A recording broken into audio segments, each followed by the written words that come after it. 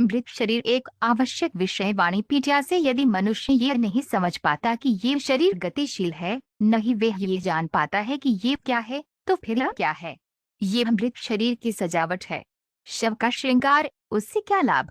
यदि हम नहीं जानते कि इस शरीर के भीतर वास्तविक जीवित शक्ति क्या है, और यदि हम केवल मृत शरीर, लोक रंजनम को सजाते हैं, तो हमें सामान्य पुरुषों से कुछ प्रशंसा मिल सकती है, लेकिन इसका कोई मूल्य नहीं है। इसका कोई मूल्य नहीं है। श्रील प्रभुपाद की पुस्तकें, व्याख्यान, वार्तालाप और पत्र इस आवश्यक विषय की व्यापक प्रस्तुति प्रदान करते हैं, जैसा कि रेनिकोट्स डेड बॉडीज श्रेणी में देखा गया है। उनकी पुस्तकों का एक परिचय निम्नलिखित 8 उद्धरणों में दिया गया है। श्रील प्रभुपाद की पुस्तकों से उद्धरण। फिर भी इन सब के बावजूद वे प्रभु की महिमा नहीं करते। किसी भी विषय वस्तु पर ऐसा काव्य और गद्य शव का श्रृंगार माना जाता है। आध्यात्मिक रूप से उन्नत पुरुष जिनकी तुलना हंसों से की जाती है, वे ऐसे मृत साहित्य में आनंद नहीं लेते जो आध्यात्मिक रूप से मृत लोगों के लिए आनंद का स्रोत है। श्रीमद्भागवत 1.5-10 वैदिक प्रणाली के अनुसार एक मृत शरीर को आग लगा दी जाती है, लेकिन मृत्यु से पहले एक और आग या बुखार होता है, जिसे प्रज्वर या विष्णु ज्वर कहा जाता है। चिकित्सा विज्ञान इस बात की पुष्टि करता है कि जब किसी का तापमान 107 डिग्री तक बढ़ जाता है, तो मनुष्य तुरंत मर जाता है। ये प्रज्वर या उच्च ज्वर जीवन के अंतिम चरण में जीव को धधकती आग के बीच में डाल देता है। श्रीमद्भागवत 4.28-11 सभी गोपियों ने अनुमान लगाया कि अक्रूर फिर से एक और क्रूर योजना को पूरा करने के लिए आए होंगे, लेकिन उन्होंने सोचा, अब हम अपने परम गुरुवार कृष्ण के बिना शव हैं। अक्रूर इन शवों के खिलाफ और क्या कार्य कर सकते हैं? जब वे इस प्रकार बात कर रहे थे, तब उद्धव अपना प्रातःकालीन स्नान, प्रार्थना तथा जप समाप्त करके उनके सामने आए।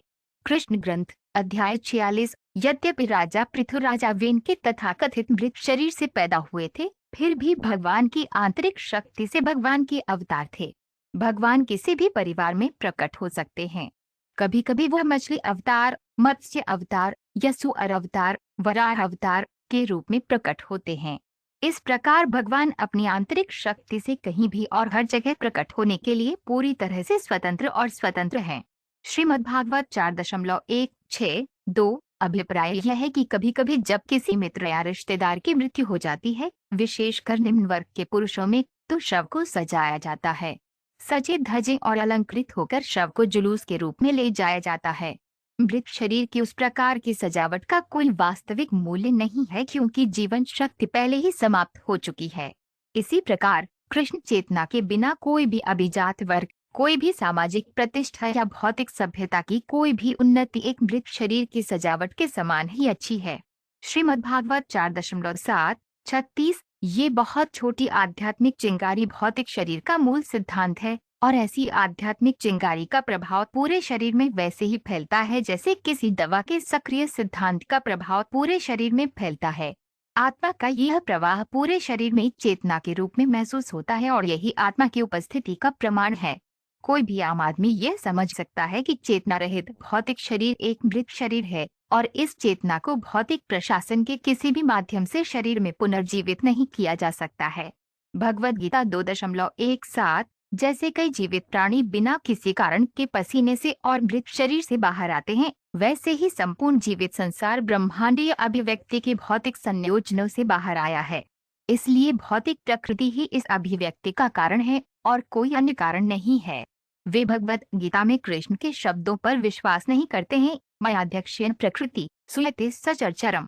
भगवद गीता 16.8 भौतिक संसार में सभी रिश्ते वास्तव में भाड़े के होते हैं, लेकिन तथाकथित प्रेम और स्नेह के मायावी पर्दे से ढके होते हैं। तथाकथित पत्नियां और पति, माता पिता और बच्चे और स्वामी और नौकर सभी पारस्परिक भौतिक लाभ से चिंतित हैं। जैसे ही भ्रम का कफन हटता है, भौतिक तथाकथित प्रेम और स्नेह का शव तुरंत नग्न आंखों के सामने प्रकट हो जाता है। मुकुंद माला स्तोत्र पाठ 1।